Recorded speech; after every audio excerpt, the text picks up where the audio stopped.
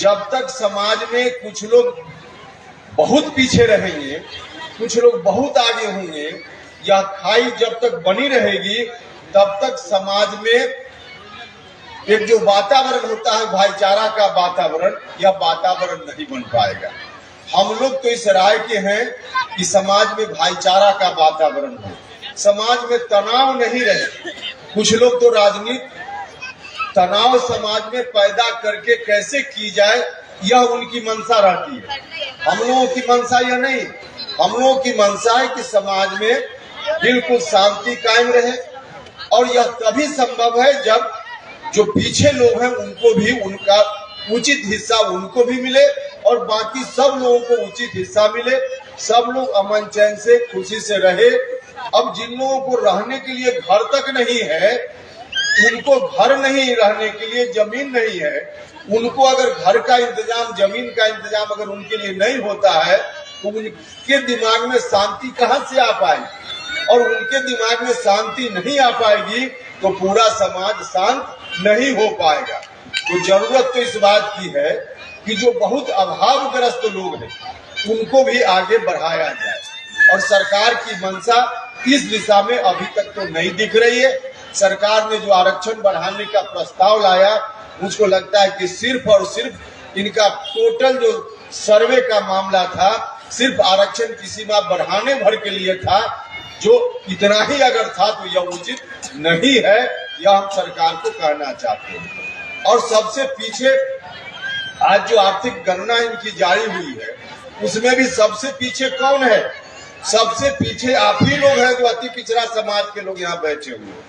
सबसे पीछे वही लोग हैं जो दलित महादलित समाज के लोग हैं। तो सबसे पीछे पहले भी आप ही लोग थे, और सबसे पीछे आज आजादी के इतने दिनों बाद शुरुआती दौर में कांग्रेस का शासन रहा बिहार में, और कांग्रेस के जाने के बाद किनके हाथ में सत्ता आई? 15 साल बड़े भाई और लगभग 20 साल से नीतीश कुमार जी। तो लगभग लगातार इन्हीं लोगों के हाथ में सरकार रही बिहार की, और जो सबसे पीछे तब थे वही आज भी सबसे पीछे है। किनकी जवाबदेही थी इनको आगे बढ़ाने की? जो लोग सत्ता में रहे उनकी जवाबदेही थी, लेकिन इन लोगों ने अपनी जवाबदेही का निर्वहन नहीं किया। आपको आगे बढ़ाने में इनकी कोई रुचि नहीं रही, अपने बाल बच्चा को अपने परिवार को आगे बढ़ाने में सिर्फ इनकी रुचि रही। यही कारण है कि वोट तो सबसे ज्यादा आप सब लोगों ने दिया। हमेशा वोट में सबसे आगे कौन रहता है? वोट देने में सबसे आगे आप लोग रहते। लालू जी के समय एक बार जो कहा गया था, जब लालू जी का उम्मीदवार बहुत भारी अंतर से जीत गया था, तो कहा गया, लालू जी ने खुद कहा कि बक्सा से जिन निकल गया। उस समय बक्सा होता था, कागज वाला मतपत्र होता था, कहा कि बक्सा से जिन निकल गया। बक्सा से जिन क्या निकल गया? यही अति पिछड़ा समाज के लोग थे जिन्होंने बक्सा भर भर कर वोट दिया और लालू जी का उम्मीदवार जीत गया, तो कहा कि जिन निकल गया। तो सबसे ज्यादा वोट देने का काम कौन करता है? सबसे ज्यादा वोट देने का काम आप लोग करते हैं, सबसे ज्यादा वोट देने का काम दलित महादलित समाज के लोग करते हैं। लेकिन सबसे कम हक किनको मिलता है? सबसे कम हक आप लोगों को मिलता है। और वोट देने में देखिए, हम अपने अनुभव के आधार पर बताते हैं। वोट का समय हो, गर्मी का दिन हो, तो उपेंद्र कुशवाहा के परिवार की महिला तो कहेगी कि इतनी गर्मी है, इतना धूप है, इसमें हम वोट डालने नहीं जाएं, और नहीं जाते हैं। नतीजा है कि हमारे जैसे परिवार में यदि 808 वोटर है एक परिवार में, तो 5 वोट गिरता है, 4 वोट गिरता है, बाकी वोट नहीं गिरता है। लेकिन आपके परिवार में अगर 8 वोट है तो 8 में 8 वोट गिराने का काम आप करते हैं। आपको धूप नहीं लगती है, आपको गर्मी नहीं लगती है। जिन लोगों का नाम आपके परिवार से वोटर लिस्ट में आ गया, सबका सब लोग वोट गिराने जाते हैं। तो वोट गिराने का काम सबसे ज्यादा, और अधिकार लेने के समय पीछे। एक तो सरकार बेईमानी करती रही है, आपका अधिकार सरकारों ने नहीं दिया, यह बात सही है। लेकिन हम आपसे कहने आए, सरकारों का काम अपनी जगह पर है। आप भी इस मामला में जितनी सक्रियता आपको रखनी चाहिए थी, जितना आप सब लोगों को सजग होना चाहिए था, वोट देने के समय आप उससे ज्यादा सक्रिय होते हैं, उससे ज्यादा सजग होते हैं, लेकिन अधिकार लेने के समय आप भी पीछे हो जाते हैं। हम तो अपने अनुभव के आधार पर बता रहे हैं। 2014 में जब आप सब लोगों ने आशीर्वाद दिया और भारत सरकार में मंत्री बनने का मुझको अवसर मिला, उस वक्त हमने देखा जब हम मंत्री बनकर आते थे तो उस वक्त कई लोगों का चेहरा देखते थे, भीड़ में कहीं मंच पर बैठे हुए हैं या कहीं लोगों के बीच हैं, तो सबसे पीछे नजर आता था दलित समाज का कोई नौजवान जो चुनाव के समय काफी मेहनत कर रहा था, अति पिछड़ा समाज का कोई व्यक्ति जो काफी मेहनत कर रहा था। अब उस समय जब हम मंत्री बनकर आते थे तो सबसे पीछे खड़ा रहता था, और कई लोग ऐसे होते थे जिनका वोट में कहीं अता पता नहीं होता था, वो लोग माला लेकर के मंच पर उपेंद्र कुशवाहा को पहनाने के लिए पहले आए होते। हम देखते थे इस बात को, और उस समय जब हम बुलाकर कहते थे कि भाई तुम क्यों पीछे खड़ा हो, सब लोग जब यहाँ आकर साथ बैठे हैं, तुम क्यों पीछे खड़ा रहते हो, तो कहता था कि आने में हिचक होती है, इसलिए हिचक होती है कि आप जहाँ रहते हैं वहाँ तो ज्यादा साफ कुर्ता पजामा धोती वाले लोग रहते हैं, हम वहाँ जाने से हिचकते हैं। उस वक्त हम अकेले में समझाते थे, भैया क्यों तुम घबराते हो, मत हिचको। अरे वो कुर्सी अगर 10 कुर्सी है और कोई नहीं बैठ रहा है तो जो आएगा बैठेगा, कुर्सी तो खाली नहीं रहेगी, खाली नहीं रहेगी। तुम अगर पीछे रहते हो तो 10 लोग उपेंद्र कुशवाहा की तरह उजला कुर्ता पजामा पहनकर 10 कुर्सी में से 10 पर बैठ रहा है, लेकिन तुम आओ तो सही। तुम जिस दिन आ जाओगे गंदा कपड़ा भी होगा तो कोई साफ कपड़ा वाला को कुर्सी से उठाकर तुमको बैठाने का काम हम करेंगे। हम कहते थे, हम आज भी आपसे कहने आए, भैया जिनका जो हिस्सा है वही हिस्सा लेंगे ना, जिनका जितना अधिकार है उतना ही लेंगे ना, तो जिनका अधिकार है उनका अधिकार उनको भी मिले। हम यह नहीं कह रहे कि 10 लोग अगर साफ कुर्ता पजामा वाले हमारे साथ बैठे होते हैं तो 10 को हम उठा करके 10 पर आपको नहीं बैठाएंगे, लेकिन उनमें जितना उनका हिस्सा होगा उतना पर उनको बैठने देंगे, और बाकी जो आपकी कुर्सी होगी उनको आग्रह करके वहां से उठा करके आपको बैठाने का काम उपेंद्र कुशवाहा करेगा। आप आइए तो सही, आइए तो सही। यही बात हम आज भी आपसे कहने आए, वोट देने के समय जितना सजग रहते हैं, अधिकार लेने के समय भी आप सजग रहने का काम कीजिए। नहीं सजग रहने का परिणाम होता है कि आपका हिस्सा कोई और ले लेता होगा। देखिए, एक मौका मिला था हमको जब आप सब लोगों ने मंत्री बनाया था, शिक्षा विभाग का दायित्व मेरे ऊपर था, तो भारत सरकार में शिक्षा मंत्री रहते हुए मेरे हाथ में पावर आया था कि हम देश भर में किसी केंद्रीय विद्यालय में किसी बच्चा का नाम, जिसका भी हम चाहते उसका नाम केंद्रीय विद्यालय में उस वक्त हम लिखवा सकते थे। हमारे हाथ में पावर आया था, और इस पावर का इस्तेमाल करते हुए काराकाट लोकसभा क्षेत्र के हजारों बच्चों का नाम हमने देश के विभिन्न केंद्रीय विद्यालयों में लिखवाने का काम किया। यहाँ भी लोग होंगे, यहाँ भी कई लोग होंगे जिनका बच्चा केंद्रीय विद्यालय में पढ़ता होगा, और उस समय केंद्रीय विद्यालय में नाम लिखवाने के लिए जो भी आवेदन मेरे यहाँ आता था या किसी माध्यम से कोई भी व्यक्ति जो पहुंचता था, उसमें हम यह नहीं देखते थे कि जो कागज मेरे सामने आया है किस जात के व्यक्ति का कागज है, किस धर्म के व्यक्ति का कागज है।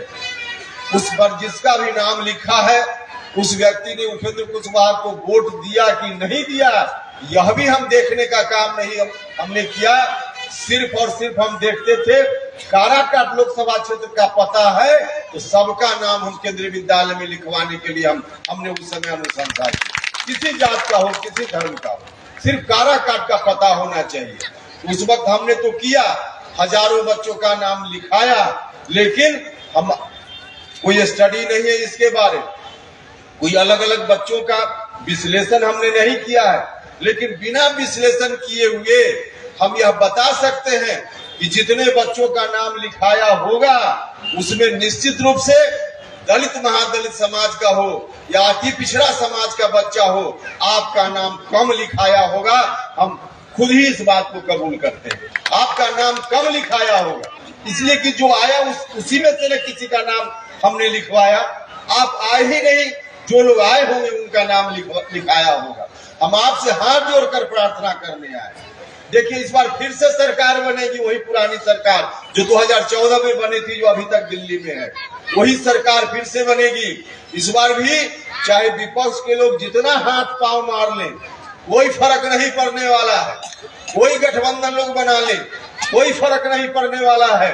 देश का मूड कहता है, पूरे देश से जो खबर आ रही है, देश का मूड कहता है कि एक बार फिर से पिछड़ा समाज का जो व्यक्ति, जो बेटा आज भारत के प्रधानमंत्री पद की कुर्सी पर बैठा हुआ है, वही व्यक्ति फिर से 2024 में भी भारत सरकार के प्रधानमंत्री की कुर्सी पर बैठेगा, वही बैठेगा।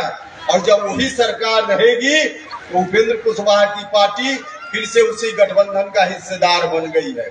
हमारी पार्टी भी एनडीए में शामिल हो गई है। उस समय आप सब लोगों ने हमारी पार्टी को ताकत दी थी। परिणाम हुआ था कि उपेंद्र कुशवाहा सिर्फ आपका प्रतिनिधि नहीं हुआ था, भारत सरकार में हमारी पार्टी हिस्सेदार बन गई थी। इस बार भी आप ताकत देंगे हमारी पार्टी को, बिहार के लोग ताकत देंगे तो हमारी पार्टी फिर से इस बार भारत सरकार में हिस्सेदार बनेगी। तो मौका फिर आने वाला है, लेकिन जो मौका आएगा, पिछली बार जिस कारण से भी रहा हो आप पीछे पड़ गए हो, इस बार आप पीछे नहीं रहिए। आपका अधिकार जितना आपको चाहिए उतना अधिकार आपको भी मिले, इस बात के लिए हम आपको सचेत करने आए हैं, आगाह करने आए हैं। और इसीलिए इस तरह के सम्मेलन का आयोजन हमारे साथियों ने किया है। हम आपसे कहना चाहते हैं, माता बहनें यहाँ बैठी हुई, सजग नहीं रहने का क्या परिणाम होता है? सजग नहीं रहिएगा तो घर में रोटी सब्जी बनाकर आइएगा और पिछवाड़े से आके बिलैया रोटी आपकी खा जाएगी। सजग नहीं रहने का परिणाम होता है कि बिल्ली भी आपकी रोटी आकर खा जाती है। सजग अगर रहिएगा तो बाघ भी आपका कुछ नहीं बिगाड़ पाएगा। सजग रहने का परिणाम होता है, और परिणाम हुआ है। कुछ लोग आएंगे अभी चुनाव के समय में और दिग्भ्रमित करने का प्रयास करेंगे, समाज में आएंगे। कुछ लोग आपके बीच से भी खुद दिग्भ्रमित हो गए होंगे, या किसी न किसी तरह का उनका अलग मकसद होगा, वो आएंगे और क्या कहेंगे? अनर्गल बात कहेंगे। सावधान रहिएगा। क्या कहेंगे? कहेंगे कि फिर से फलाना आ जाएगा तो हिंदुस्तान का संविधान बदल जाएगा। संविधान लोग बदल देने का काम करें। जो लोग भी इस तरह की बात कहने आगे, उनको बताइए कि संविधान हमारे पूर्वज डॉक्टर अंबेडकर ने बनाया है, और डॉक्टर अंबेडकर का जो संविधान है, डॉक्टर अंबेडकर ने इतना मजबूत स्तंभ स्थापित किया है हिंदुस्तान के संविधान के रूप में। इस स्तंभ को दुनिया की कोई ताकत हिला नहीं सकती है, कोई ताकत नहीं हिला सकती है। हिंदुस्तान का संविधान नहीं बदलेगा जब तक भारत के प्रधानमंत्री पद की कुर्सी पर पिछड़ा समाज का बेटा नरेंद्र मोदी बैठा हुआ है। कोई संविधान नहीं बदल पाएगा। तो जो लोग भी कहेंगे आकर के संविधान बदल जाएगा, उनको कहिए और आप अपने ऊपर भरोसा कीजिए, छोड़ दीजिए दूसरे के ऊपर। दो उदाहरण आपके सामने है, दो उदाहरण आपके सामने है। भारत की सरकार ने एक बार कृषि कानून लाया था, अभी कुछ साल पहले की बात है। कृषि कानून पूरे देश भर के किसान आंदोलित हो गए। पंजाब हरियाणा के किसान थोड़ा ज्यादा आंदोलित हुए, और जब किसान लोगों ने आंदोलन करना प्रारंभ किया, साल भर से ज्यादा आंदोलन हुआ, लेकिन अंत में आकर आदरणीय प्रधानमंत्री जी को विवश होकर, मजबूर होकर कहना पड़ा कि किसान लोग जो आंदोलन कर रहे हैं, इनके आंदोलन से हम सहमत हैं, लगता है हमसे कोई गलती हो गई है, हम इस कृषि कानून को वापस लेने का काम करते हैं। जब लोग सजग हुए देश भर के किसान लोग, तो सरकार को भी पीछे हटना पड़ा था कि नहीं हटना पड़ा था? तो लोगों की सजगता का परिणाम होता है तो भारत सरकार भी पीछे हटती है। एक बार दलित महादलित समाज के जो लोग होंगे उनको याद होगा, एक कानून है आपके पक्ष में, उस कानून में थोड़ा संशोधन करने की बात कोर्ट की ओर से जब बात आ गई थी, उस वक्त पूरे देश भर के दलित एक दिन सड़क पर आ गए, तो भारत सरकार को सामने आकर मीडिया में कहना पड़ा कि इस कानून में हम संशोधन लाएंगे और आपका हक आगे जारी रहेगा, इस बात का हम इंतजाम करेंगे। तो लोग सजग हुए, दलित समाज के लोग एक दिन सजग हुए, भारत सरकार को भी सहमत होना पड़ा। किसान लोग आंदोलन पर उतर आए, भारत सरकार को अपना निर्णय वापस लेना पड़ा। निर्णय लेना पड़ा कि नहीं लेना पड़ा? निर्णय वापस लेना पड़ा। ऐसा इसलिए हुआ कि लोग जगे हुए थे। आप जगे हुए रहिएगा, कुछ नहीं होने वाला है। और साथ ही साथ आप उपेंद्र कुशवाहा के जैसा वकील वहां भेजने का काम अगर कीजिएगा तो और आपको मजबूती मिलेगी। हम आपको यह आश्वासन देने आए। और उपेंद्र कुशवाहा आपके लिए कितनी वकालत करता है यह बताने की जरूरत नहीं। देखिए, हमारी पार्टी विचारधारा के आधार पर चलने वाली पार्टी है। गठबंधन में हम किसी के साथ हो सकते हैं, दोस्ती राजनीतिक रूप से हमारी किसी के साथ हो सकती है, लेकिन जननायक कर्पूरी ठाकुर जैसे लोगों से प्रेरणा लेकर उपेंद्र कुशवाहा राजनीति में आया है। जननायक कर्पूरी ठाकुर जी का सानिध्य उपेंद्र कुशवाहा को नहीं मिला होता तो उपेंद्र कुशवाहा राजनीति में आता ही नहीं। तो जो विचारधारा उनकी रही है उसी विचारधारा को लेकर हमारी पार्टी चल रही है। कुछ भी हो जाए, विचारधारा के साथ कभी हमने न समझौता किया है और न आगे आने वाले दिनों में हम विचारधारा के साथ समझौता करने वाले। और सिर्फ बात से नहीं, पहले उदाहरण है, हम भारत सरकार में तब जब मंत्री थे उस वक्त भी हम एनडीए गठबंधन में थे, लेकिन एनडीए गठबंधन में रहते हुए पार्लियामेंट में, न्यायालय में, सुप्रीम कोर्ट और हाई कोर्ट में जजों की बहाली का जो मामला है उसके खिलाफ हमने उस समय पार्लियामेंट में आवाज उठाने का काम किया था कि नहीं किया था। हम पार्लियामेंट में जब उस समय कॉलेजियम सिस्टम के खिलाफ बोलने के लिए खड़ा हुए तो हमारे अगल बगल के सांसद मित्र लोग ने हमको टोका और कहा कि आप मंत्री हैं फिर भी यह बात बोल रहे।